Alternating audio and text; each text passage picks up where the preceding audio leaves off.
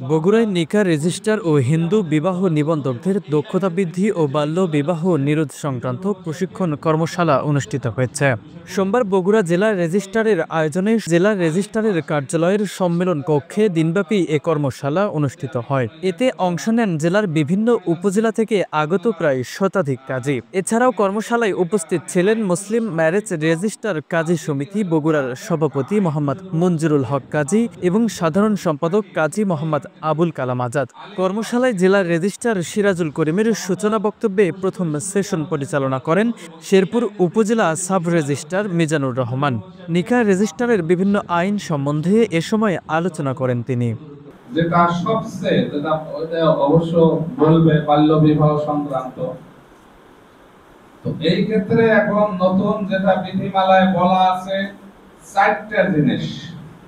কি কি 4টা জিনিস বলা আছে। এক নম্বর হইল যদি ছেলে বর এবং কনের কি নিতে হবে, যদি সে শিক্ষিত হয় তাহলে মিনিমাম তার এনআইডি।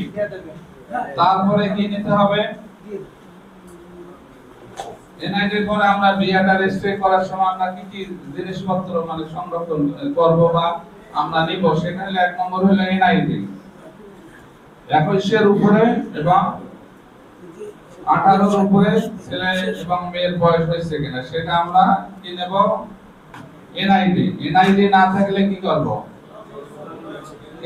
জন্ম সনদ। জন্ম সনদ না থাকলে কি করব, এসএসসি সার্টিফিকেট। এসএসসি সার্টিফিকেট সে পাস করে, এসএসসি পাস করে না তাহলে তার নিচে কি আছে, ডিএসসি আছে। তার নিচেও আমরা দিতে পারি যদি তার ওই জনের থেকে থাকে পিএসসি। আগে ছিল, এখন কি অবস্থা জানি না, পিএসসি আমরা নেব। তারপরে যদি সেটাও না থাকে তাহলে কোর্টের আমরা কি নেব,